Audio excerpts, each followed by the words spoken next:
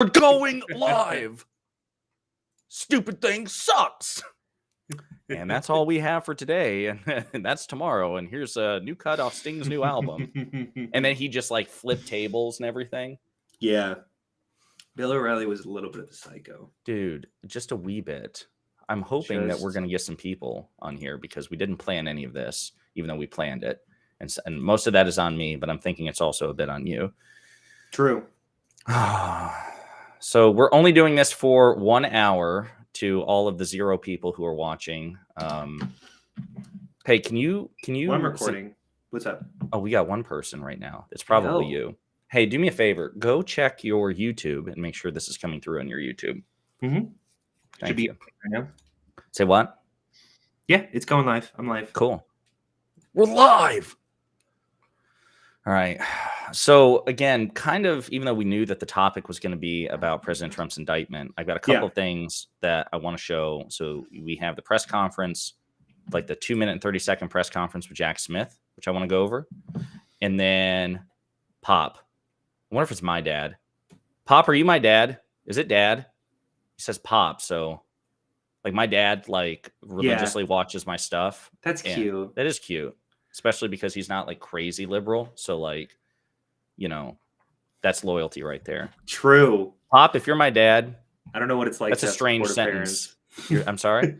I don't know what it's like to have supportive parents. Well, honestly, I would say that that's tragic, but knowing you as I do, I'm kind of on your parents' side. Can't blame your parents. You are a wildly unlikable person. So I can if you want me to be. Okay, so that's not my father. It may be my daddy, but it's not my father.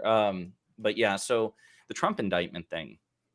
So, okay, bit of a reminder because we're trying to do this cohesively. So you all may recall that Stacks and I used to do this. Why is it not showing up on stream? New comments will display here. Why are I swear to God. Is this showing up? Go to YouTube and tell me if it's showing up on your showing up. Yeah, the comments. No, nothing. Of course they're not. Why would they? Why would it work exactly as advertised? Nope. Love it. Love it. I'm just happy that I'm not the only one with tech issues constantly. It's supposed to be the again, the thingy, whatever. So we're going to start doing this. We're going to try to start doing this again once a week on Sundays for an hour to an hour and a half, probably an hour and a half. Keep it trimmer, keep it more cohesive. That way we can put more of these videos on YouTube in segments, kind of like more polished and professional live streamers than ourselves. Well, not the attitude will stay. The attitude will absolutely irreverent. There's going to be banter, probably some flirtation, maybe even some nude. No, I'm just kidding, not that. But we're going to try to be a bit cohesive about it. This first inaugural episode, Stacks, though, has a single topic. And that's, the Trump indictment, which is probably one of the biggest news stories of the year, as we've said. But I don't know. I don't know how to undersell how huge this is for a sitting president to be indicted. Well, he's not former president. I knew it. So that's your spoiler. So Stacks, you're part of MAGA, aren't you? You still think that Donald Trump's a sitting president? Well, look, it's an illegitimate election, so of course. Of course. Yeah. No, it is top fiver. Easily, I think. At least in modern history. And I mean, it's only just begun, right? Because as a bit of a recap, before we get into this, Donald Trump has already been indicted at the state level by the Manhattan District Attorney Alvin Bragg on like 34 counts of felonies, I think they are, right? Now here we have 38 federal indictments by special counsel Jack Smith. And this is where it gets complicated. So special counsel Jack Smith was appointed by President Biden's Attorney General Merrick Garland, and he has 2 parts of his remit, okay?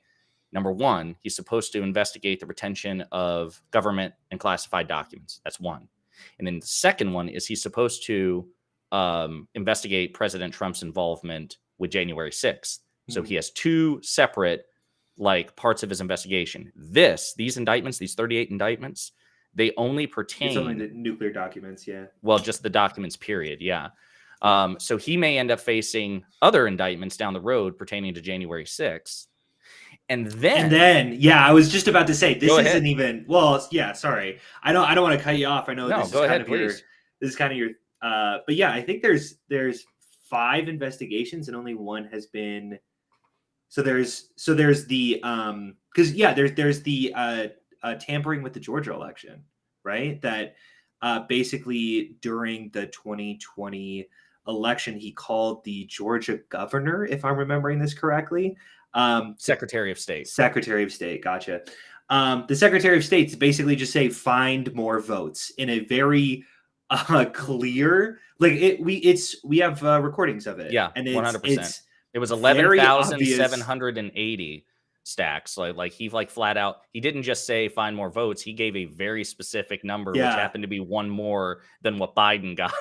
So like Biden got 11,779 votes, and he was like, find me 11,780. It's not a clear. It's about as clear of an admission of guilt without like an actual admission of guilt. You know what I'm saying? Like he doesn't say commit fraud for me, but he basically goes like, hey, listen, we need to how's it going, Wick?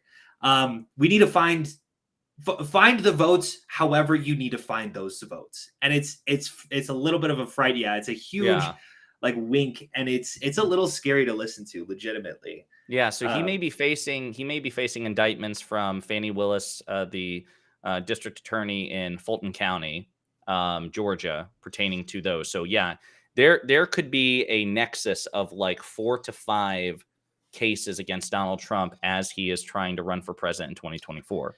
So a couple of comments though, real quick before we dive into it. So one of our previous viewers, the last time we were here, said, Don't get distracted. My question is if they have the ability to turn this into a 45-minute info dump on Star Wars. We can always have that ability. We are trying not to get distracted this time. That's right. We're trying not to avail ourselves of our nerdery here, but yes. Yeah, Josiah came to me and he was like, hey, listen, I know we just want to talk about Star Wars for an hour and a half. But Trump is indicted.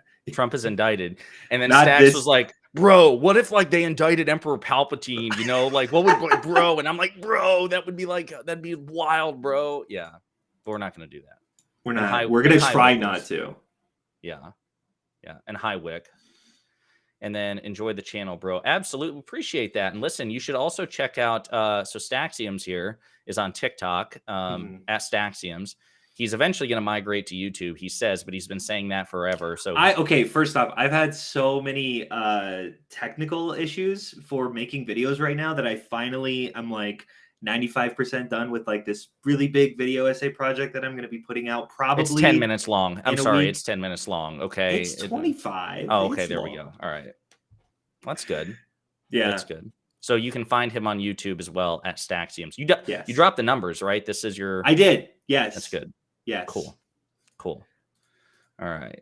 Let's see. All right. So let's get into it. We talked about the background here, the concurrent legal troubles facing President Trump, the Manhattan indictments, now this one from Jack Smith, and then potentially 2 to 3 other sets of indictments as well. So I want to quickly play the 2-minute press conference, 2.5-minute press conference from Jack Smith, the special prosecutor. And then we're going to unpack it. We're going to look at the a photocopy of the indictment itself, the unsealed indictment. Obviously, we probably won't read all 49 pages, but it's relatively straightforward and relatively digestible for a legal/political document. So I would encourage everybody to read it. Obviously, MAGA will not read it. Even if they were literate, they would choose not to. But I would encourage each and every one of you to do it as well. They wrote this in a way to try to make it as digestible as possible to laymen such as us. So let's watch the clip and go from there. Good afternoon. Today, an indictment was unsealed, charging Donald J. Trump with felony violations of our national security laws, as well as participating in a conspiracy to obstruct justice. This indictment was voted by a grand jury of citizens in the Southern District of Florida, and I invite everyone to read it in full to understand the scope and the gravity of the crimes charged. The men and women of the United States intelligence community and our armed forces dedicate their lives to protecting our nation and its people. Our laws that protect national defense information are critical to the safety and security of the United States. He had no ability to, and they must be enforced. Violations of those laws put our country at risk. Adherence to the rule of law is a bedrock principle of the Department of Justice, and our nation's commitment to the rule of law sets an example for the world. We have one set of laws in this country, and they apply to everyone. Applying those laws, collecting facts, that's what determines the outcome of an investigation. Nothing more and nothing less. The prosecutors in my office are among the most talented and experienced in the Department of Justice. They have investigated this case hewing to the highest ethical standards, and they will continue to do so as this case proceeds. It's very important for me to note that the defendants in this case must be presumed innocent until proven guilty beyond a reasonable doubt in a court of law. To that end, my office will seek a speedy trial in this matter, consistent with the public interest and the rights of the accused. We very much look forward to presenting our case to a jury of citizens in the Southern District of Florida. In conclusion, I would like to thank the dedicated public servants of the Federal Bureau of Investigation, with whom my office is conducting this investigation and who work tirelessly every day upholding the rule of law in our country. I'm deeply proud to stand shoulder to shoulder with them. Thank you very much. So, a few things.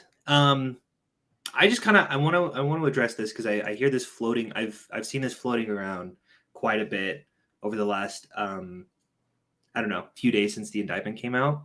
Have you ever seen that tweet where it's like I don't know how old Donnie's gonna wriggle himself out of this jam, and then like he easily wriggles himself out of that jam, and he easily wriggles himself out of the jam, and it's like, well, nevertheless, you know. Do you know what tweet I'm talking about? No, I've not seen it. So if you want to, somebody can find it or whatever, and then we can share it. But anyway, while you're yeah. So I think we all remember the Access Hollywood tape coming out, and all of us collectively going, "Oh, it's done for Trump," right? And a lot of people are like, "Hey, don't get excited because we felt this way before."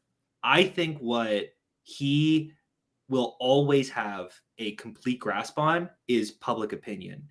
But this is no longer public opinion. I still think that even while he's rotting in a jail cell, you know, half of this fucking country will be like, that is an issue with justice. That is a free man. He's still basically our president. He's going to come back like the Messiah. I don't think he will ever lose. Like when he was saying, "Hey, I could shoot someone on Fifth Avenue, I wouldn't lose my base." 100% accurate, but this is no longer public opinion, and I don't think that he can evade the Department of Justice coming at him anymore. No. So I mean, obviously, I'm sure there's been some preliminary polling on this. Actually, I know there has been. If I can find it here, like I said, we're trying about to like the innocence of Trump. What's the polling? Well, so check this out. Let me do a quick screen share here. So 76% of likely GOP primary voters are more concerned about the indictment being politically motivated. 12% are more concerned about the national security risk Trump posed. It's crazy. Let's just sit on this for a minute, okay? Like, seriously. So this is a YouGov CBS poll, okay? There's an echo while we're here. Gotcha. All right. So this is a CBS YouGov poll. It's very reputable. And the fact of the matter is that three quarters of likely Republican primary voters are more concerned that the indictment was politically motivated than the substance of the indictment itself. Which, by the way, listen, I'm inclined to give the FBI the benefit of the doubt here. Many people may not be. Fine, fair enough. So let me just say this: even if you're not particularly inclined to give the FBI the benefit of the doubt, two things can be true simultaneously. It can be true, hypothetically, that Jack Smith and everybody who works at the FBI hates Donald Trump's guts. Mm-hmm. They're not androids. They're people with opinions and biases like everybody else. And it's entirely possible that they want to get this guy. And it can also be true that Donald Trump did the things that broke the law. Right. Yeah. They're not mutually exclusive. Right. Yeah. And so this idea that they have to be, what's important is not their biases or how they feel about the man, but how they're able to separate how they feel about the man from due process. Which, by the way, I just want to say thank you to the GOP for saying how important law and order and facts over feelings have been, because I have digested that and I have realized, you know what, law and order does matter way more than personal feelings. And that's why I understand. I don't know. Yeah. Yeah. You get where I'm going with No, that. I do get. Well said. Well said. Thank you. Really landed the. You're such a landed it there. wordsmith. It's truly incredible to see you do what you do. No, listen, as I've told you before, you're here basically for eye candy, and that's basically it. Aye, Okay. aye, Captain. Okay. So I do want to say let's dive into some of the actual unsealed indictment itself. Again, 49 pages. We're not going to read it verbatim, but I cannot emphasize this enough. This is a relatively straightforward document that tries to be as sparse as possible with legalese and jargon. I think any sufficiently well-read person will be able to get through it because it's done just very, very seamlessly. So the thing is, I guess we'll start with a couple things. So Donald Trump. I'm sorry. Go ahead. Oh, I'm just curious. I've never read an open indictment before, I don't think. Do you think that this is they're usually just this well read, or do you think this was So an apparently, understand? Yeah, go no. ahead. So apparently, there are two types of indictments stacks. There's one, and I don't know what the legal terms are, but there's like a narrative indictment, and then there's like a skeletal indictment. Those are, I think, are the colloquial terms of the two types of indictment. And so basically, a skeletal indictment is basically just a bare bones document. It doesn't go forth into any like context or anything like that. It's just like, here are the charges, and then we'll get into it at trial, right? Because again, this is not a indictments are basically like a formal recitation of charges. It's not like an argument, right? Like they're not giving a printed transcript of all the evidence that they're going to unveil and recordings and everything like that. It's a list of charges. And then you have a narrative indictment when they actually try to provide additional context, because there's always a chance that the public might read this, because when an indictment is unsealed, it becomes a matter of the public. So in a situation like this, where you are indicting the former president of the United States, who is running for president of the United States in 2024 and may yet eventually be president in that election, and he is the leader, the undisputed leader of one of two major political parties. When you unseal this indictment, you know the public's going to look at it. So Jack Smith and his team wrote this as a narrative indictment, where they basically listed out point by point, and they provide, context. They go out of their way. They give you like snippets of stuff Trump has said in the past to frame his culpability and all these things. So let's see. A couple of comments here. Tweet was by Jesse Farr, Bronze Hammer in 2016. Well, I'd like to see old Donnie Trump wiggle his way out of this jam. Trump wiggles his way to the jam easily. Well, nevertheless. Is that the one you're talking about? Yes, that is the one I'm talking about. Yeah. Pop says, well, MAGA isn't sufficiently well read. Many of them are not. Unfortunately, there are many in the Republican Party who are expertly well read and are just using their powers for evil. It's willful ignorance. And of course, Stacks, at any point, if you want to, first off, is there an echo here? Because I did a different type of screen share. No, this is fine as far as I could hear. Okay. Diana Turner says, well, I think that's why Trump announced he was running for earlier than anybody else, because he thought that might help him make it a political. Absolutely. Yeah. Absolutely. I mean, it's a really, honestly, Donald Trump, credit where credit is due. He knows how to play his crowd. He knows how to play his base and to pivot these incredible indictments of national security is what he fucking ran on in 2016 against Hillary's emails. And his pivot to say that this is a political witch hunt it's shocking that it works, but I do think he's a master of his own base. And it helps that he's got a cult, right? So, right.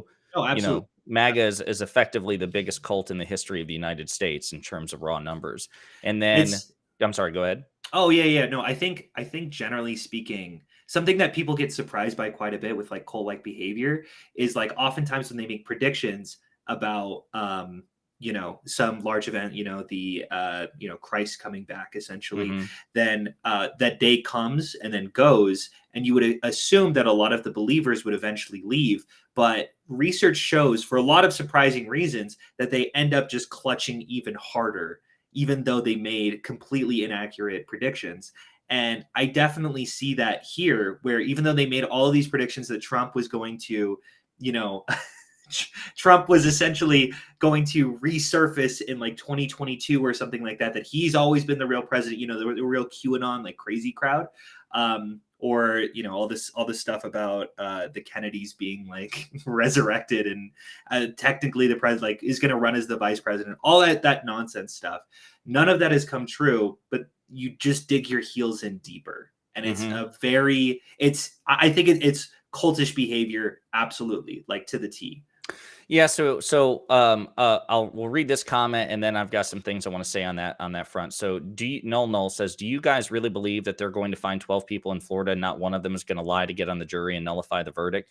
So, I'm not psychic, and obviously, we're not at the trial yet, and the defense has not been given an opportunity to try to rebut the evidence. But based on what we know, the evidence is stupidly overwhelming to the extent that even Fox News, contributors like Jonathan Turley, who is this Georgetown professor that they always parade out on every congressional hearing and every Fox News story to, mimic GOP talking points. Even he says, yeah, this doesn't look good. This is Jack Smith's no joke. These indictments are very serious. The evidence is compelling.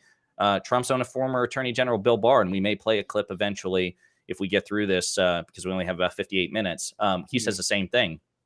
Trial's not over yet, but the evidence is overwhelming, and Trump's screwed if any of this is true.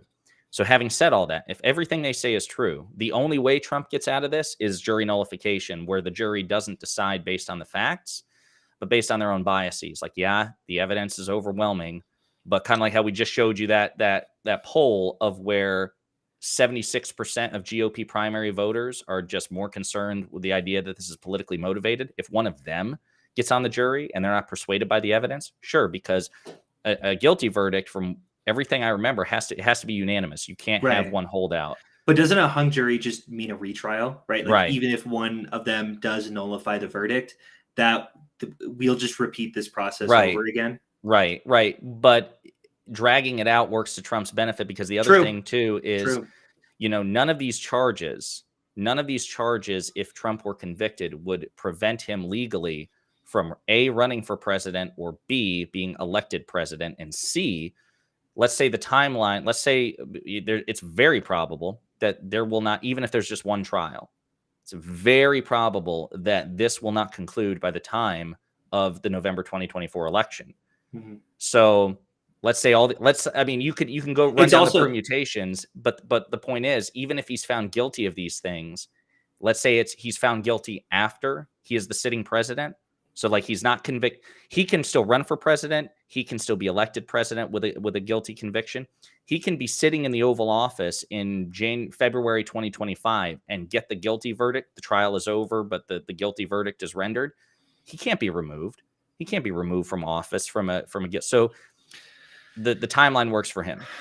Yeah, that's scary. I don't know how else to say that. Like, that is one of the most. So a few things. One, I do want to just say my final piece about the 12 guilty verdicts. This is going to be a vetting process for the jury like we've never seen before. Yeah, you have voir dire. What'd you say?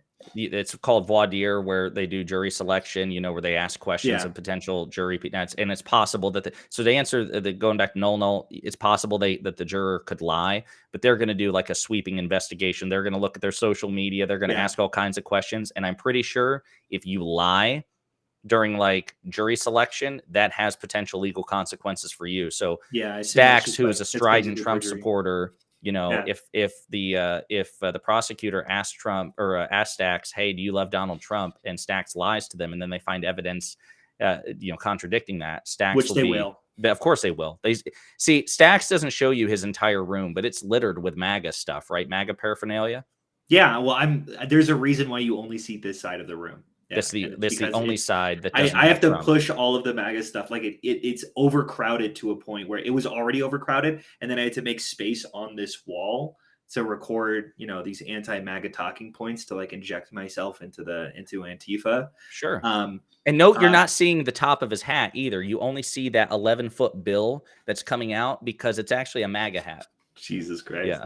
Now I'm self-conscious about the hat. All right, it's put fine. it away. Oh, there we go. Unbelievable. Luscious locks. Okay. True. I'm sorry. Now you were saying about the jury selection. Oh, no, I was just saying that like this is going to be a vetting process like we've never seen before. That's all. Like I like everything that just like if you are a diehard MAGA supporter, you are not going to be able to slip your way onto this jury because there's just going to be so much investigations to make sure that you've never posted anything like that, biased super hard in one way or the other, which it's gonna hard it like you can't not be biased as a juror on this thing, but they're gonna do their best, and an obvious MAGA simp is probably not going to be allowed on the jury. We'll address this one and then we'll go back to the document. Last comment: major right-wing figures taking L's on both sides of the Atlantic in recent days. What a week. He's talking about Boris Johnson. Have you heard anything about that? I have not heard anything about Boris Johnson. What happened with Boris Johnson in the Atlantic? So Boris Johnson, I'm 90% sure it has to do with the fact that he's like, which I don't know what the process is in the UK, but he's under fire for having a party in violation of his own COVID standards and things like that. And I'm pretty sure he's being investigated by Parliament. I don't know what the consequences would be, but like he's catching flack right now simultaneously. So Boris, Trump, and Bolsonaro in Brazil, all three of these, various shades of Trump, they're kind of all screwed at the moment. Yeah, for sure. I didn't know anything about Boris. I definitely knew about Bolsonaro, especially after Lula took power, that like he was a lot quicker than I think the US was with Trump. 100%. Yeah.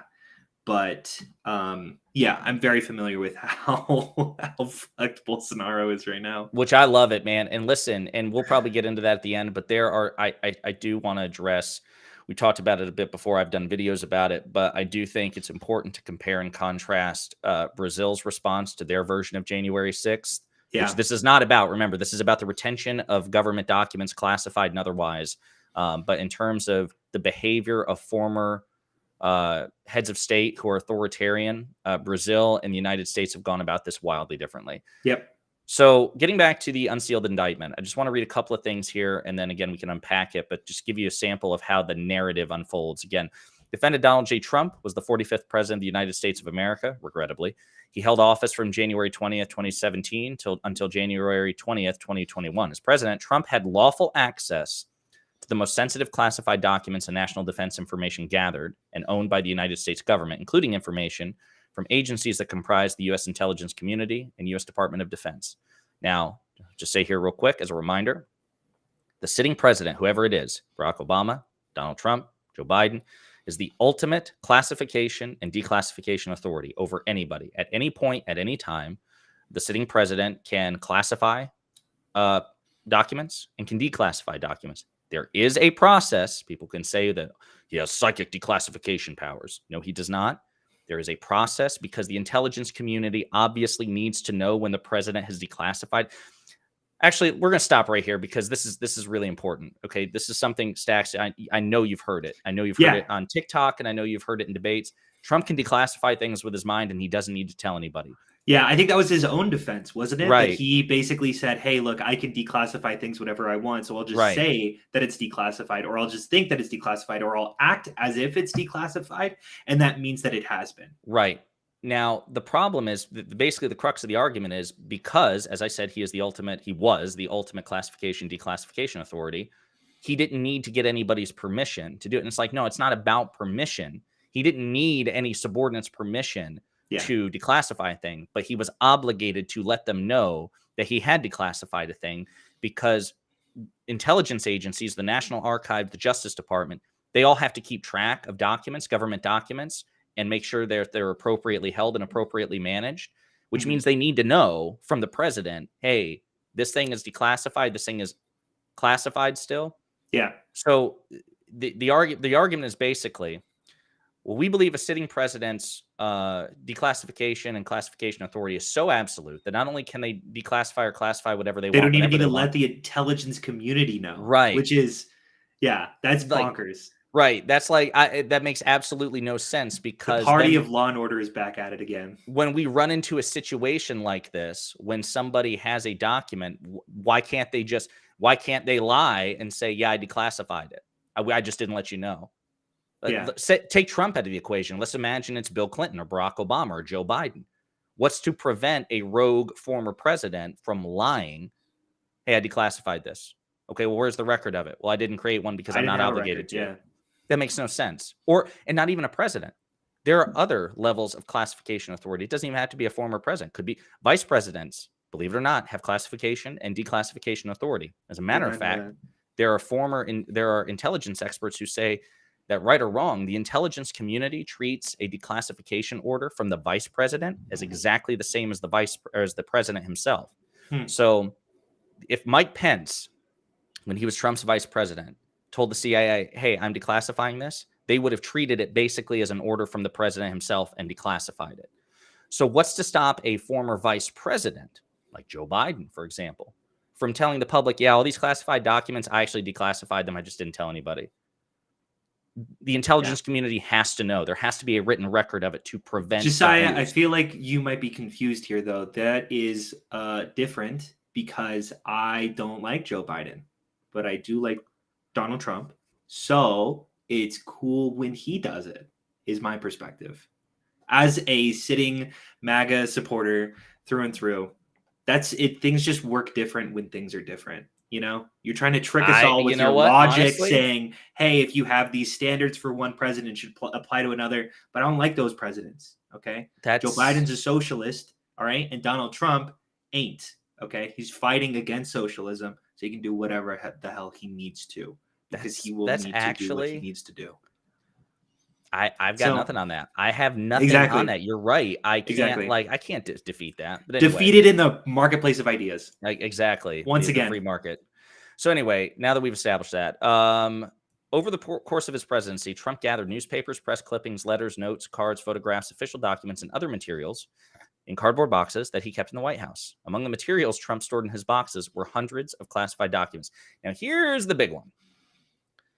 The classified documents Trump stored in his boxes included information regarding defense and weapons capabilities of both the U.S. and foreign countries, U.S. nuclear programs, potential vulnerabilities of the United States and its allies to military attack, and plans for possible retaliation in response to a foreign attack. The unauthorized disclosure of these classified documents could put at risk the national security of the U.S., foreign relations, the safety of the U.S. military, and human sources, and the continued viability of sensitive intelligence collection methods. Okay, so let's just stop right there for just a minute. That seems like not just like government docs, classified docs, but like the biggest secrets, like how to create a nuclear bomb. Right. I don't want to say that that's what it is, because I don't know, but they keep referring to it as nuclear documents. And that is incredibly classified information. That is something that we do not let the public know. No one knows how to actually make a nuclear bomb. Very, very, very few people do. But that is classified information. And that shit is scary if people know about it. I feel like that should be self-evident. Right. The reason that this is important is because, obviously, given the size and scope of the federal government, there are all kinds of classified documents. And obviously, if they're classified, it's almost tautological. If they're classified, which means you shouldn't have them, period. But even within the classification, there's a world of difference. So, like, you might have a classified document that, if in your possession, it's classified, and if you're not authorized to have it, you shouldn't have it. It still may very well be a crime, but it's not necessarily a threat to national security, right? Like, there are degrees, almost like, how all crime is crime, but jaywalking is not as bad as axe murder. Yeah.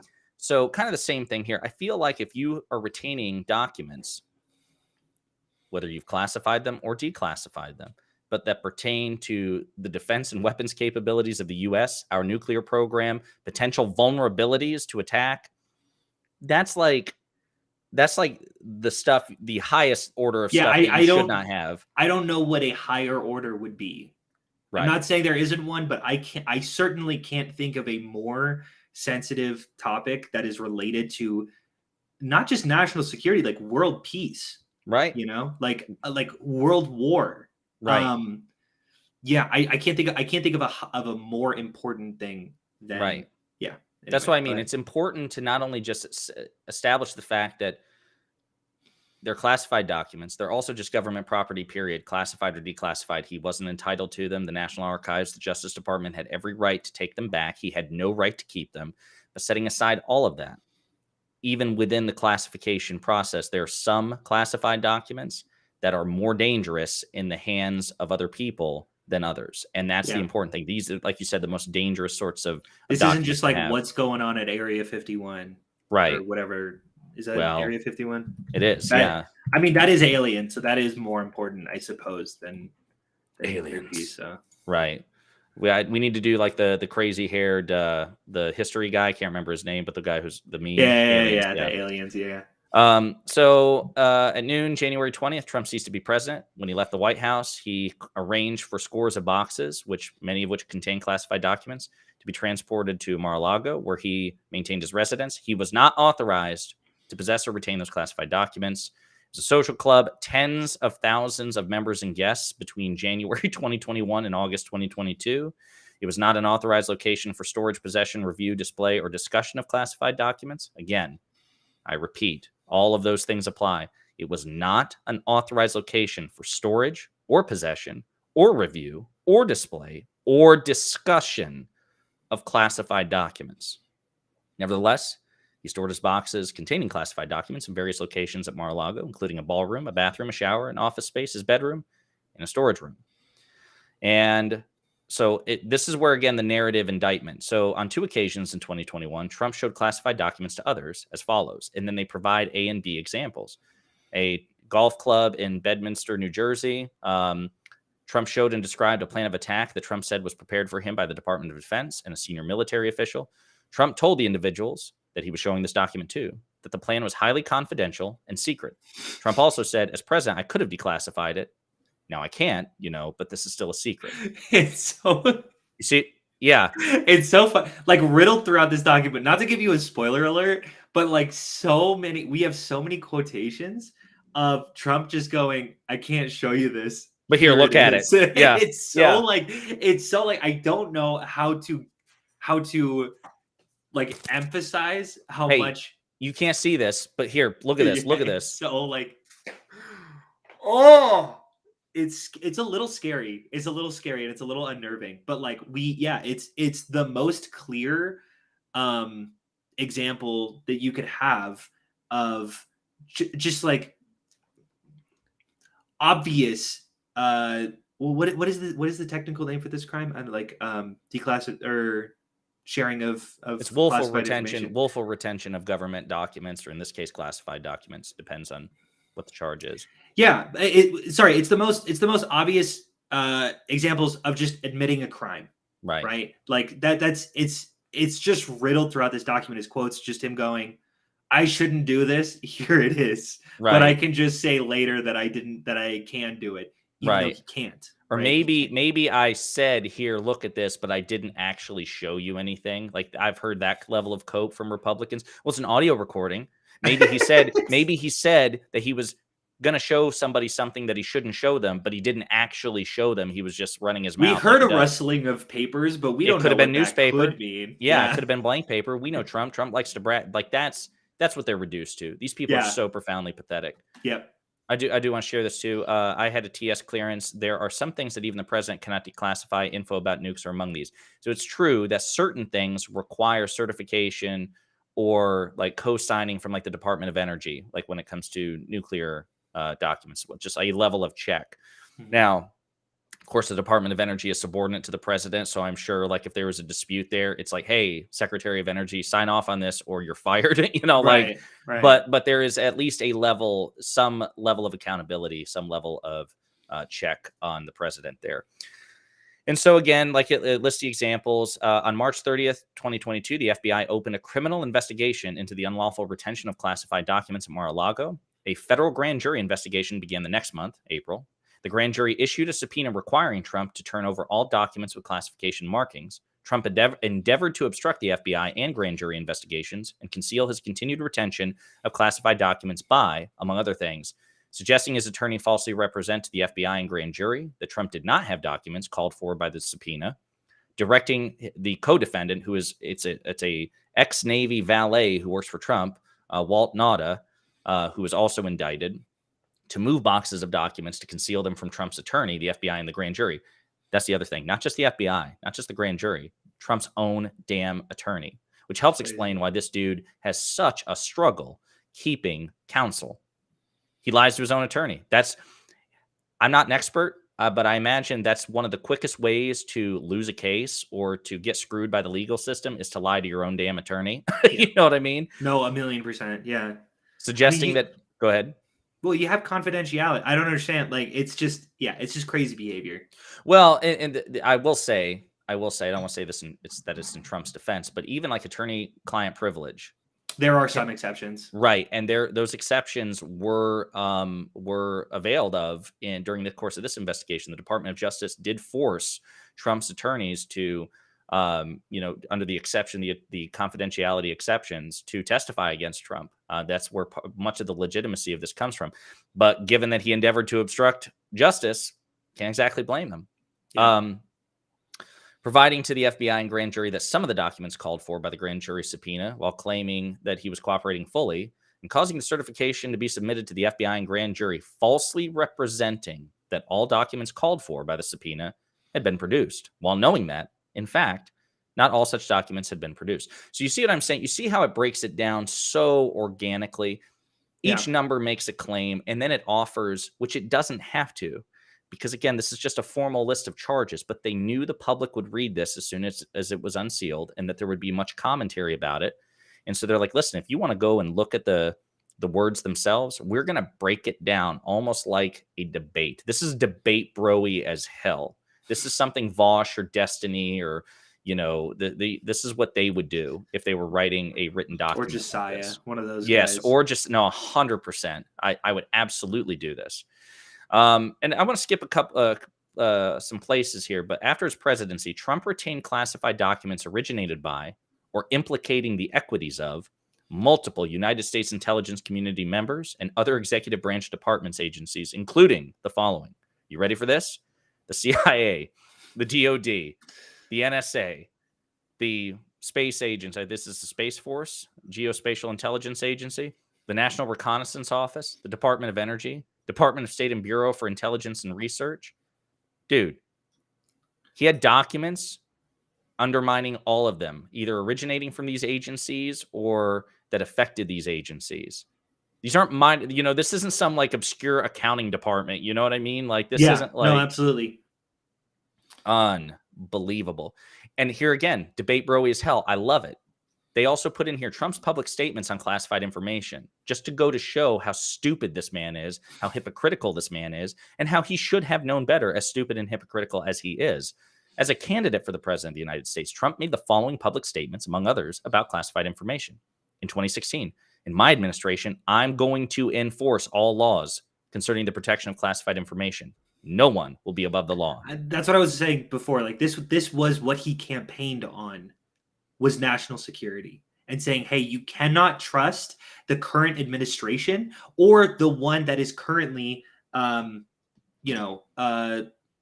against me. Right. You can't trust Hillary Clinton. You can't trust. Yeah. Basically, it was mostly on Clinton's side. Yeah. And it's just crazy how many public statements we have about how much he cared about national security. Right. Many. Oh my God. Yeah. And again, I'm sure this isn't exhaustive. Remember, these, there may be more, and these are all actually, as a matter of fact, in 2016.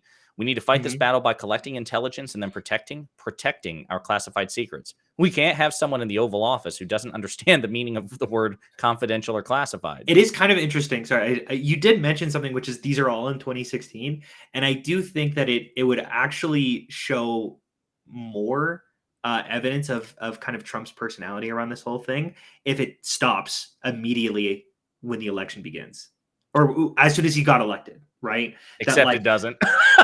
Oh, it doesn't. See, like that's Jack Smith anticipated that very question. And that's why. So he gives. This is why I mean how beautiful this narrative indictment is. Again, just even the way it's formatted. They make a claim on line 22, and then A through E are citations of that claim, examples of that claim. Then you get to 23. As president of the United States, the sitting president, on July 26, 2018, Trump issued the following statement about classified information. And then, of course, so as a head of the executive branch, commander in chief, I have a unique constitutional responsibility to protect the nation's classified information, including by controlling access to it. More broadly, the issue of a former executive branch official's security clearance raises larger questions about the practice of former officials maintaining access to our nation's most sensitive secrets long after their time in government has ended. I mean, it's almost like somebody went into the future, saw what was going to happen, came back in the past, got a job as a guy who writes Trump's comments, which he's supposed to read, and just set this dude up for the ultimate domino failure. True. I mean, you could tell this wasn't written by Trump right here. Like we're all very familiar with his rhetoric. Yeah. I think when we look at this hypocrisy and like the career criminality of all of his actions, it's kind of stark because this kind of gets paired with his kind of cult following, where the GOP is really doesn't have a lot of options right now, because basically I watched this Fox News clip where Fox was really, really excited about Ron DeSantis, right? So they go down to Florida and they start interviewing people about how excited they are about Ron DeSantis, and no one can stop talking about how much they love Trump. Like it is a cult and there is no pivot, right? There is no pivot to another candidate. Sure, Ron DeSantis is as popular as he can be around Republicans, but he is never going to get that MAGA crowd to vote for anyone other than Donald Trump, even if he's in jail. And that is a terrifying place for the GOP to be in. I don't have any sympathy for the ghouls at the head of the GOP, but they are in a very, very unfortunate position right now. Yeah, where they have to. Yeah, go ahead. No, I think those are astounding observations, because the frustration for me, I don't have any sympathy for them either. They deserve this. They absolutely deserve to. They have put themselves in the ash heap of history, and that was after they fashioned the pyre and then lit the fire. You know what I mean? Like they did it, and then they laid on it. I have no sympathy. As a matter of fact, I feel quite a bit of Schadenfreude. The frustrating part is, they may drag the rest of the country into this, because whether you like it or not, the GOP is like, and I should clarify, when I say the GOP, I've said this before and I'll say it again, but it bears repeating. I am, of course, referring to the Republican leaders and conservative thought leaders. I'm not referring necessarily to rank and file Republican voters and constituents, because I think they are often victims themselves of Republican rhetoric and Republican propaganda. Yeah. Right. So but there is a cyclical cycle to that. Like, I mean, we can feel sympathy for the voters who are basically just, victims to GOP rhetoric, but it kind of works both ways, where I would say a lot of GOP candidates are unfortunately victims to their voters, right? Where they might believe something internally and they're like, oh, I have to go on this fucking woke rant. I thought, we were a party of taxes, but I have to completely change all of my base, all of my everything that I stand for, to suddenly lock down these voters to like get me. It's like it's this terrifying like cycle. Yeah, it's a feedback loop. Yeah, exactly. No, 100%. Like, and that's why even Republican constituents, even though I'm not demeaning them, there is a degree of culpability. They play a role in this. And so while many of them have my sympathy, I mean, I've got family members and friends who are conservatives who I love and cherish. I don't really respect their political views. That's just the truth. But I don't demonize them. The biggest culprits are the people who are paid to know better, people who live in politics, the political leaders themselves, governors, congresspeople, senators, former presidents, whoever, and conservative thought leaders, people like Ben Shapiro, Tucker Carlson, Rupert Murdoch, whoever, like, again. Yeah. So having said all that, they may drag the country in with them, because whether we like it or not, the flailing of the Republican Party in this situation is going to hurt the rest of the country as well. I do want to show this comment here. Jack Smith tries to point this freakish amount of Trump hypocrisy. Yes, and he does an phenomenal job of doing so. So we'll get back to it. And so it gets into it. And of course, like, this is an initial photocopy. The actual like colorized photos are out there on the internet. Yeah, I've seen a picture of it's a little insane. I think I've seen only a couple pictures, but it's just of all of the boxes just in a shower in a bathroom. Yeah. And it's like they're just like strewn about, and there's like papers on the floor. Mm-hmm. And it's exactly right there as we were moving right past it. I do think are all of these colorized photos available, just not on this document. Yeah, and I think that, again, this was a photocopy of the unsealed indictment. I think they've released like an official version, sure, where it includes colorized documents, and the colors themselves are like CNN, MSNBC, and everything else. Can we read this dialogue right now? Yeah, sorry. This is just like, this is what I was referring to. Where like you read this and it's just him going, "This is a crime to show you." So here it is right now. So I'll read the background to it, and then maybe you and I, because we're both pop culture geeks, can do some theater, and we can role play this. Okay. Will you want to be Trump or the staffer? I feel like your Trump impression is better than mine, so I'll let you handle it. It's almost as good as my Jordan Peterson impression, isn't it? Which is exactly. Which is just it's spoiler alert. It's just Kermit the Frog. Yeah, it is. It is Kermit the Frog. He nails Kermit the Frog. Slay the dragon of our or whatever Kermit does. I don't know. Okay. So on July 21st, 2021, and here's what I love. Look at this. Look at the stacks. On July 21st, 2021, when he was no longer president. Yeah, just in case you were confused about the timetable. We're going to break this down really, really easy. Trump gave an interview in his office at the Bedminster Club to a writer and publisher in connection with a then forthcoming book. Many people are speculating this is a biography about his former chief of staff, Mark Meadows. Two members of Trump's staff also attended the interview, which was recorded with Trump's knowledge and consent. Before the interview, the media had published reports that at the end of Trump's term as president, the senior military official, who many people are believing as the former chairman of the Joint Chiefs of Staff, Mark Milley, purportedly feared that Trump might order an attack on country A, and that the senior military official advised Trump against doing so. Upon greeting the writer, publisher, and his two staff members, Trump stated, "Look what I found. This was," the senior military official's, "plan of attack. Read it and just show it's interesting." Later in the interview, Trump engaged in the following exchange, and this is where we're going to act, okay? You're writer, you are writer, and also staffer. You're both, okay? Am I on your side, or am I oh, this is fucked up, but I'm going to not be offended towards you? I'm sorry? No, never mind. I'm You're getting sorry, into character? Yeah, sorry. Go ahead. Okay. All right. Yeah. Okay. All right. Get in.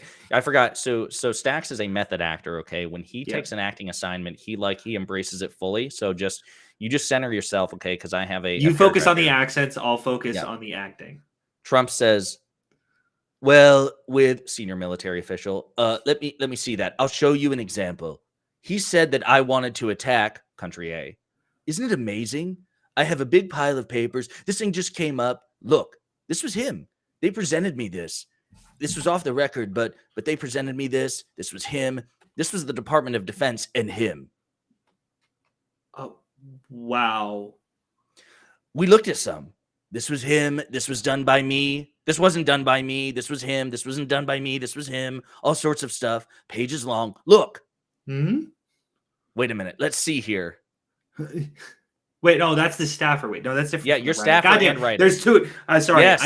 I wish we had at the beginning of the play, it's like, hey, here's all of the characters. Yeah, the dramatis persona. We didn't get that. Yeah, we didn't get that before. Yeah, damn it. Sorry. Yeah. You have to do laughter. Yeah. "I just found, isn't that amazing? This totally wins my case, you know. Mm-hmm. Except it's highly confidential. Yeah. Secret. This is secret information. Look at this. Look at this. Look at this. This is secret information. Look at this." This is Can we do that one more time? Sorry. Except this is like highly confidential. Yeah. Secret. This is secret information. Look at this. What an idiot. Oh my By gosh. the way, isn't that incredible? Yeah. I was just thinking because we were just talking about it.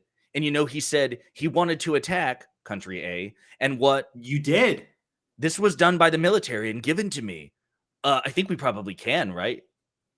I don't know. I don't know. We'll have to see. Yeah, we'll have to see, and we'll have to try to Declassify it. figure out. Yeah.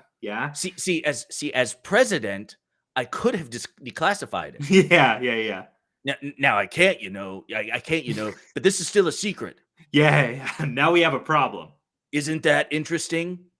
Now I can't. That's an admission right there that he is not able to, as some may claim, psychically declassify some documents. Correct. Yeah. So yeah, it's just I don't think there's a better, if there's anything that you take away from this, it is the look, this is classified. Look at this. It's frustrating. It's like almost it's like psychic I've taken psychic damage looking at this, where I haven't seen anything as obvious as this. Like it's just an admission of a crime. That's all that it is, and a federal crime, like one of an incredibly, I don't know. It's just frustrating to look at. That's all. well, and actually, real quick, I want to show one thing here. We're doing this a bit out of order, but I do want to play this because it's so damn important. This is relevant to exactly what we just talked about, and I want to play this clip here, and consider the context of what we just discussed. This is Jim Jordan, a Republican congressman from Ohio, and just absolute MAGA loon. Listen to what he has to say on a CNN interview with Dana Bash. He says in his own words, it's on tape as part of this indictment that he did not declassify the material. Therefore, it is Dana, classified. saying he could have is not the same as saying he didn't. He said, now that I he has can't. declassified this material. He said that now he can't, right, because he's not president now, but when he was Which president, means he that did it's declassify. classified. He said that. Which means that what he was holding was classified. No, not if he declassified it when he was president of the United States, for But goodness he's sake. saying point Again, blank in this audio tape is that he did not declassify it. So, just to clarify, Jim Jordan saying that when Trump said, I could have declassified this as president. This is As like president, I could have declassified it. Now I can't, This is still a secret.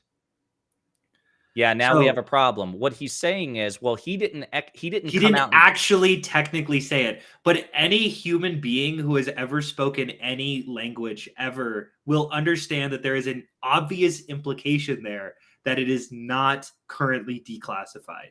He said, yeah. Like he's saying, I could have classified, I can't right now. Obviously.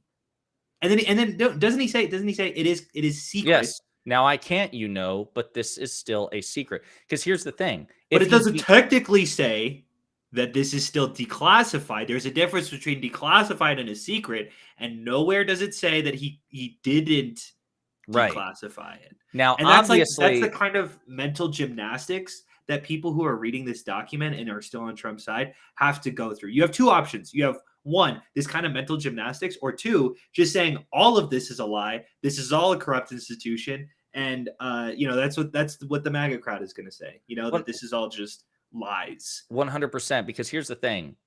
If he declassified it, then he wouldn't need the sentence. See, as president, I could have declassified it because it would have been declassified. And there would have been no point in bringing it up because it would have been just another piece of paper. Obviously, and not only should that be said, but this is also basic intuition of anyone who has spoken in the real world. That no sentence is like every sentence that you give has context as to why you are bringing it up. Sure. And you would only bring things up if they are relevant to a conversation, and you wouldn't say I could have declassified it if they aren't currently declassified. And it's so frustrating that you have to walk through basic cognitive intuition of what people are saying in order to still take Trump's side. And that is what a lot of these Republican lawmakers and a lot of the people who've tied their boats to Trump are kind of forced to do right now. 100%.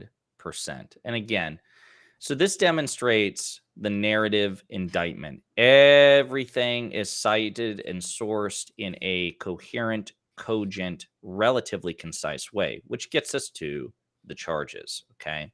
So, it's like page 26, I think it is. Okay. So 7 different charges, I believe, but 38 counts total. Counts 31 through 31 are the willful retention of national defense information. Okay. And it breaks it down. It gives you like the classification, top secret, special handling. It gives you the date. It gives you the general description concerning White House intelligence briefing related to foreign countries. A undated document concerning military capabilities of a foreign country and the U.S. with handwritten annotation and black marker. Document dated June 2020 concerning the nuclear capabilities of a foreign country. Jesus. Concerning the communications of a leader of a foreign country, concerning military capabilities of a foreign country, concerning military attacks by a foreign country. I'm just giving like random. Concerning military contingency planning of the United States. You see what I'm saying? So 31 counts of the willful retention of national defense information. And this is the other part. Please look. What word is missing here? What word do you not see? Classified. This is the other important thing. While the issue of whether or not Trump mishandled or abused the classification, declassification system is all very interesting and is a moral and intellectual indictment of him, when it comes to the indictment itself, the legal indictment, the actual charges, I cannot stress this enough. It does not matter if you stupidly believe that he has psychic declassification powers. Even if we grant you that, which we're not gonna because you're wrong.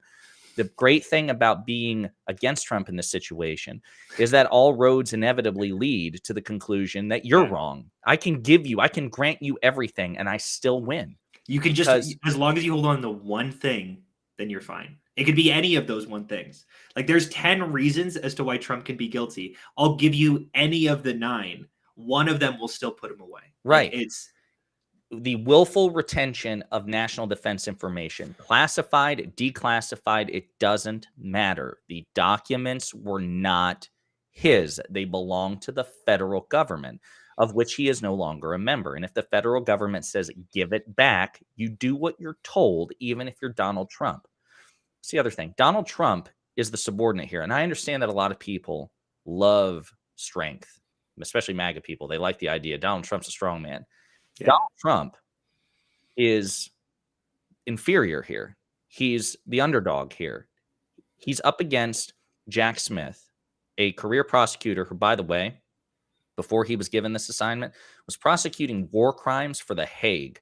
He's so good at what he does. The U.S. loaned him to The Hague to prosecute war crimes. Number one, the Department of Justice in situations like these have a 99% conviction rate if you count plea deals. If you don't count plea deals, it's in the mid-80s.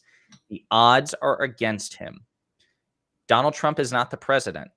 He is a former president who still enjoys some degree of privilege, like, for example, Secret Service protection. Secret Service, yeah. That's a big one.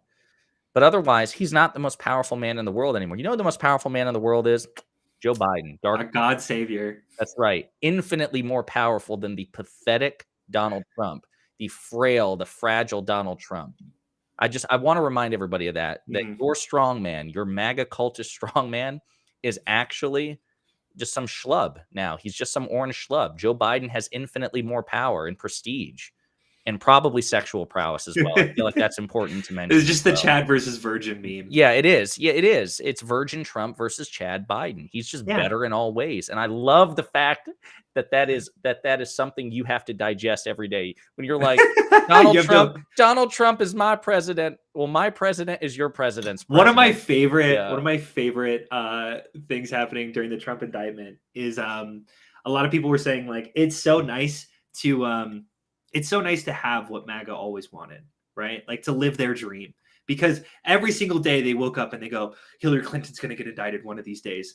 Donald Trump is just going to stay president. And it's just like, we wake up and we just have that as a reality.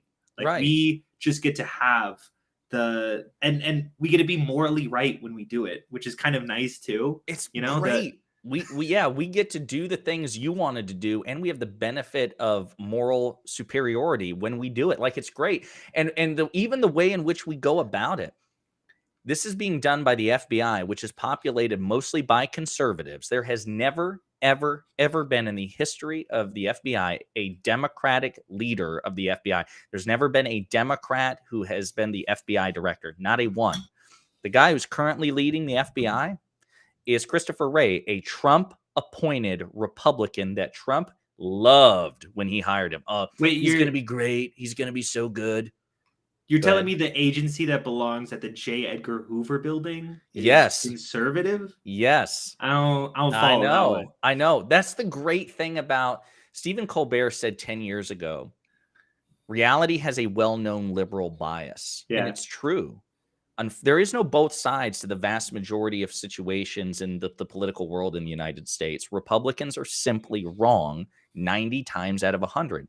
I'm sorry. Nobody's forcing you to be that way. You can stop being a flat earther at any time. You can stop being an anti-vaxxer at any time. You can stop being a climate change denialist at any time. You can stop being a conspiracy theorist when it comes to space lasers and election fraud. You can put that burden that you're carrying, that bag of bricks that you're carrying around, you feel so burdened by as a conservative in the United States, set it down. Come back to us. Come back. It's okay. You know what? You can even keep some of it too. If you want lower taxes for the rich, even though you're probably not, especially if you're in a red state yourself, that's fine. Carry that bag with you if you want, but take out the other stuff. Like, some of the stuff you just don't need. The fact of the matter is, the facts are so overwhelming against this moron. Yeah. That an intelligence agency that has only ever been led by members of his own party, members that he himself has appointed, and is populated with conservatives who tend to vote Republican. The facts are so against this idiot that even they're like, yeah, we got to go after him. We got to go after them.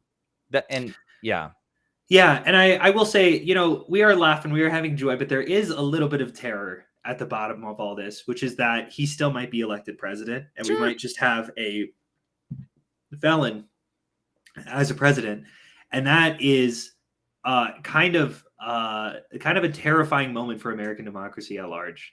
And I don't want to underscore how scary the consequences could be in a lot of different scenarios. This can end up kind of being a little scary, where suddenly like, I don't know, like, if this is what MAGA, like, if we look at January 6th and we said that's what MAGA did when they felt like Trump could no longer be president, how are they going to act when Trump is now put behind bars?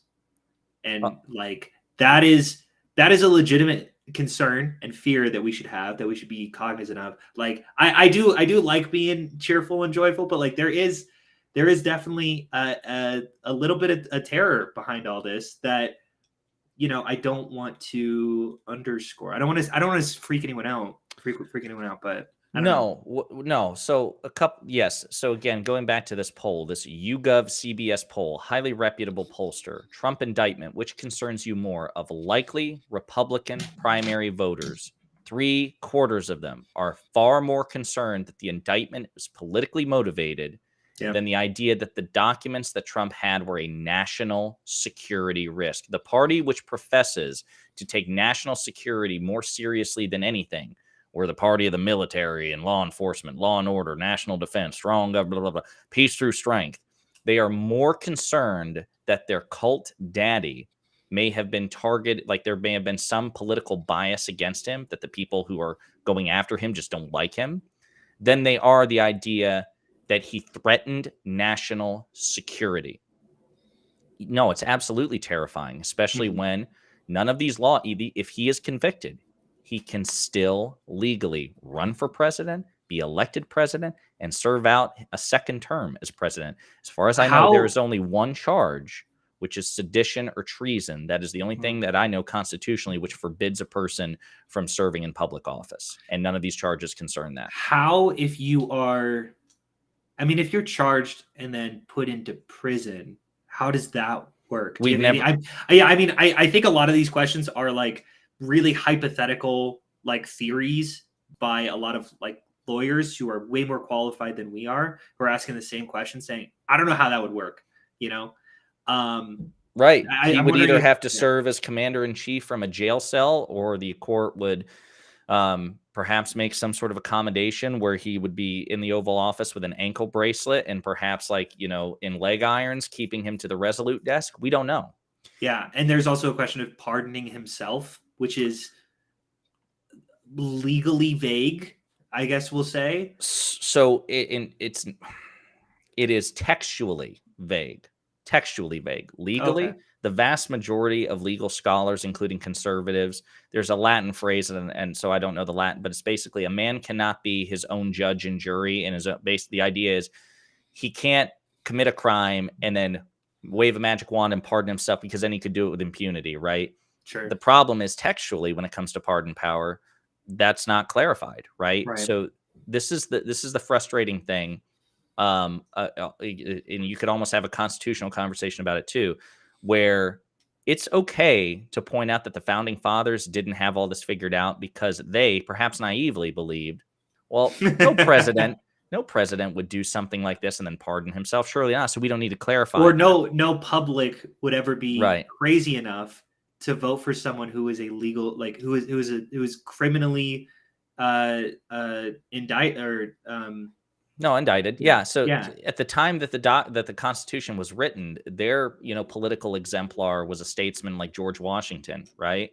So it never crossed their minds that, you know, and then going out through the timeline of Constitution, somebody like Abraham Lincoln. A lot of these hypotheticals did not occur to these people, because this is where unwritten norms and good faith are the lifeblood of a democracy. So you take the United Kingdom, which has no written constitution. Our buddy here, I'm going to butcher his name, but I call him Cam.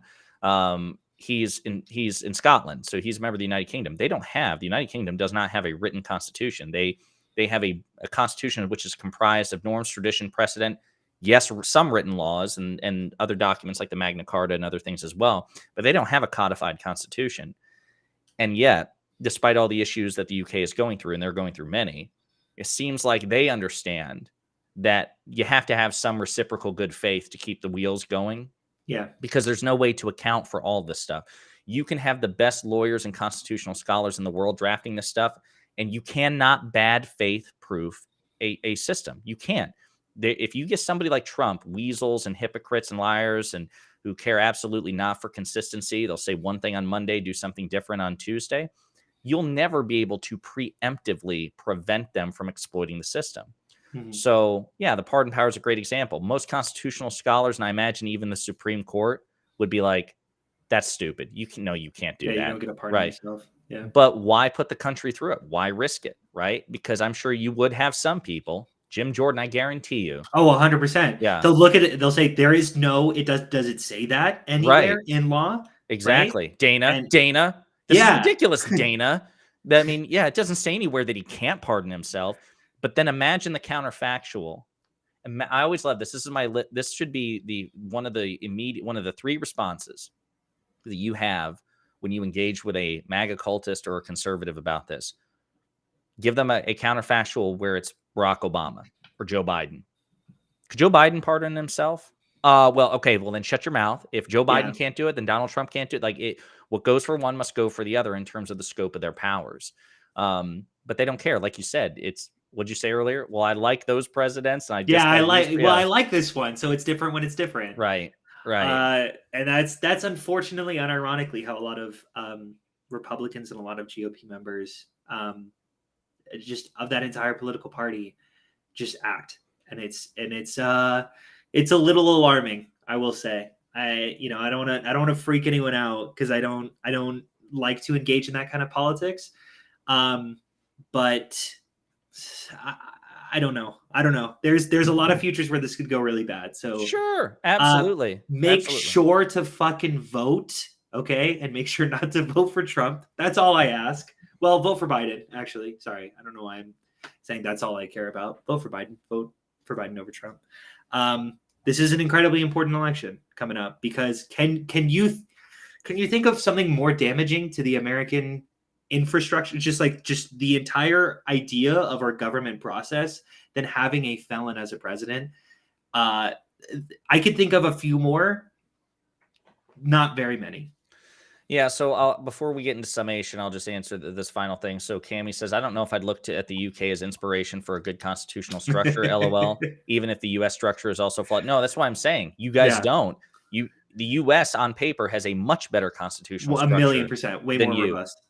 And yet, despite that, and despite the crazies in the conservative parties over in the UK, it seems like your constitutional crises are much better managed, and there's less existential dread than here, where we have a better constitutional structure. That's the point.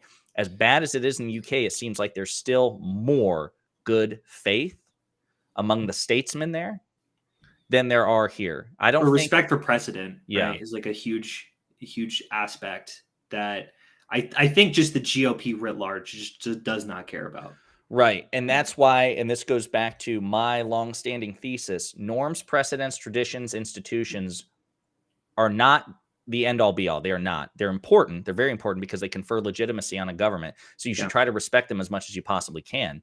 But there's a reason we have an amendment process in the United States, because we recognize they're all flawed, and sometimes they need to be changed or abolished outright or replaced. They're not the means to an end. And if you have a renegade, bad faith political party with no limiting principle, which is the Republican Party, then it is insane to demand that Democrats adhere to those same institutions, norms, traditions, and all these things slavishly. I think they should still respect them, but I am absolutely 100% encouraging the Democratic Party to strategically break norms, traditions, institutions if it prevents a worse outcome. This is a good example of this. We have a precedent, a norm, of not going after former political leaders. That would be so stupid. Institutional shills who are like, institutions and norms are the most important thing, and Democrats just need to be like two hands behind their back. No. Is that your impression of me? That's my impression of any centrist. Okay. This is a case, and if you're one of them, then shame on you. I'm a bit of an institutional shill. I definitely lean that direction way more than you do. I will say that. Sure. So I'm going to ask you, should we have respected the norm and institution of tradition and tradition? Well, I think not. Wait a minute. Yeah, Let me ask the question of not going after political leaders. I think that is a crazy norm. Good. So I will. So it's good. You love that it's being crushed utterly, and I'm right. I do. I'm right, and anybody who says that institutions are great and this one should be upheld, they're flatly wrong. We should as long as you're using the justice system, indicting, going through a criminal case, and using due process, which we are. So of course I stand by this. Good. No, the idea that politicians shouldn't be held to even if that's a norm. Because of course. I think that is such a damaging norm on either side, that should never be the norm. I agree. And we've seen how fucking terrifying that can be with Nixon, where he just career criminals as presidents are scary, and we should no one should be above the law. No. I think that's a pretty, not to be the biggest liberal here, but listen. I'm glad to hear you say that you want to break norm. I love it. Some norms must be ruthlessly crushed, and I actually kind of want to see more spite from the Justice Department as they do this. They're not going to because they're professionals, but I want to see Jack Smith just smiling at Trump the whole time, going this. Yeah. But we should have the Justice. I do think that we should have the Justice Department more interested in not interested in politics, but I'm so fine with people who are engaging in politics for to be indicted. Like, let's give them a fair trial. Let's give them a speedy, all of the due process, all that kind of stuff. Innocent until proven guilty. But yeah, if everyone's like, oh, let's just turn it on them. Okay, let's do that. Did Biden break the law? Let's find out. I would like to know. And I won't stand by him if he broke the law. If he did shit like this, I will immediately get rid of that guy. Okay? I love him right now because of the great outcomes. But if he no. If he like broke the law and just released a bunch of nuclear I'm just documents, saying, get rid of that guy. Okay. Oh, please. Yeah. Okay. Oh, All right. So we're gonna please. get What rid I'm of. saying is I'm not going to be on the fucking cult. Well, you just on the said Biden you're a cult MAGA right guy. now. Yeah. No. Listen. No. I Absolutely. mean, I do love Biden. So Absolutely. That's what I've said about like Hunter Biden's a great example. They're like, we're gonna go after Hunter Biden. Like, okay. yeah. if you got the goods, Did I he don't break care. the law? Like, Yeah. let's find out. I don't want care. to know. Yeah. This was so funny. They're like, we're gonna do X, Y, and Z. Like, We're okay. like, please do it. Like, Yeah. I'm not against this. I'm not against. If someone broke the law, let's find out. No, 100%. So yeah, I'll just say this for my part in summation. I think the indictment's very serious. I think that most serious, even conservative or moderate commentators and experts also agree this does not look good again for Trump. I would say the odds are against him. Now, he does have a couple of things in his favor. Number one, this case is being tried in Florida. So the jury selection process will be difficult, will be very challenging for the prosecution. Manageable, but challenging. And the presiding judge currently is Aileen Cannon, who was a Trump-appointed federal judge who presided over the initial preliminary parts of after the Mar-a-Lago raid, like when he requested a special master. She was the one who gave it to him. And she made so many determinations that were judicially wrong that the conservative 11th Circuit Court of Appeals said, this is stupid. This is absolutely stupid, and threw this stuff out. So she is, I think, pretty demonstrably a Trump shill in a robe. And right now she's the judge. So it could be temporary. It could be permanent. The Department of Justice may or may not challenge her position, demand that she recuse, and try to run it up the flagpole if she doesn't recuse and get her kicked off the case, which may or may not work. Or as an attorney in Destiny Stream told me the other day, maybe they're so confident of their case and they want to preempt any challenges for appeal that they'll let her preside over it. Because it is true, if she acts too egregiously, odds are, again, the 11th Circuit will go, no. Yeah. So, yeah.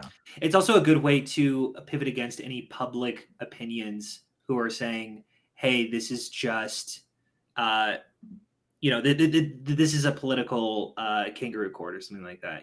Like, hey, if it's a kangaroo court, why is the judge appointed by Trump? Right. Why even she, like, if this goes in our favor, why did even she, like, it's just an argument against this sort of conspiratorial thinking that this is all happening for political processes. Like, why would she be involved then? Right. Now, again, I don't know how much that will persuade people, because here's the thing. I think at a certain point, Sure. I think, again, it's all about strategy at this point. I think that you have to do a balancing act of, okay, do making these generous concessions, like allowing a Trump sympathetic presiding judge to preside, am I going to throw MAGA a bone in the off chance that a few people are like, okay, it can't be a kangaroo court if the judge, I think a lot of people, as we've demonstrated, I feel like for the most part, in terms of statistical significance, if you're not convinced of Trump's guilt by now, I think statistically speaking, you're probably not going to be. You can probably have, some blips, like dozens, hundreds, thousands, maybe in the country out of millions and millions who are like, okay, I'm open to persuasion. But I considering, it's a blip in the ocean, or a drop in the ocean is what you're saying, because there's 40 million people who vote. How many do you think might be convinced by this? Couple thousand. I'll agree with you. Yeah. So whether or not you do things to accommodate that margin, I think is up for debate. Like, if it were me, I would it'd be a bunch of vibe checks. Like, yeah, okay, I might throw you a bone here. And then other times I might be like, hell no, I'm not throwing you a bone, because at this point I've thrown you so many anyway. Now I'm just going to go for the throat, legally speaking, politically speaking. But, we'll see where it goes. Any final thoughts from you, Stacks? I don't think so. I am concerned, I guess, but we will keep an eye on this, and we'll be okay, I guess is what I'll say. That was some serious half-hearted copium there. Please follow Staxiums on TikTok at Staxiums. Please follow him on YouTube at youtube.com/ I'm releasing this. at Yeah, I'm releasing Staxiums. this really big, kind of emotional, personal project that I've been working on for quite some time. Very politically motivated. Josiah's seen a few drafts of it already, have. and I'm excited for it. It's going to be like a video essay. So if you're into that, follow me on YouTube. It's probably going to be released within a week. Let me tell you something. He is way more talented and intelligent than he seems here. Like right now, you're blown out of your mind by the fact that his personality is so awful. Right. But I Well, assure I'm you, here for eye candy. yeah, again, yeah, exactly. That's all you contribute. As a matter of fact, you've been muted this entire time. I don't know if you know that. They've only heard me. You've been muted the entire time. And you keep responding to me, which is weird, like for your well, audience. because I didn't want you to realize that you were being muted and would throw a fit. But right. Yeah. Like they can't even hear you now. So, but yeah, I am looking forward to that video that you're gonna be dropping on YouTube, right? Like yes, that YouTube channel that you have that you don't use, that YouTube channel. Hey, I posted something 7 months ago. Nice. Well, folks, we plan on doing this on the regular again. It's going to be relatively short. We used to go on for like 3 hours and, sing to each other and all. I mean, and there still will be some of that. And obviously the roasts and everything, but we're going to try to keep it to like an hour and a half. Trying not to get burnt out. Yeah. And also with our busy, like real life obligations. And by we, I mean me. Stacks has no real life. I have no life. I have nobody no likes him. Nobody likes him. him. I kind of just sit in a dark corner waiting until Sunday. That's fine. Where you have some sort of like attention from another human being. Yeah, it's nice. And you're the only one who gives it because I don't even get it from the audience because I'm muted the whole time. Precisely. I would let you know if they have something to say about you, but they have not yet. Cammy's like, where, because he's a huge Star Wars fan, as you know, from the Discord server. He's like, where's the Star Wars rants? Those will eventually come back because Stacks agrees that The Rise of Skywalker is the best Star Wars movie. I'm going to lose my mind. I don't even recognize it as a Star Wars movie. Legitimately. In my head, I just go, that's not canonical. It has Ian McDiarmid in it, and Ian McDiarmid reading the telephone book is Star Wars canon to me. Do what must be done. It's so uninteresting. Boy. Whatever. That's okay though. We got to call it soon because we're gonna put some hard limits on the time. It's 1 minute and 26 seconds. So all right, everybody. Again, we appreciate this. Please like and subscribe. The next ones will be more planned. We knew we were going to do something this Sunday, and we knew it was going to be about Trump. This was on me. I should have planned the event, like put up the scheduled event days ago, and just totally slipped my mind. There's some stuff going on in the real political world, and it just got me distracted. Sadness says, hey, the new trilogy is trash. Now, here's where generally speaking, Stacks and I agree on that. We just disagree on which of the three is less trashy. I think that one of the three is one of the greatest Star Wars movies of all time. That's The Rise of Skywalker. Exactly. Exactly. So actually, we completely agree.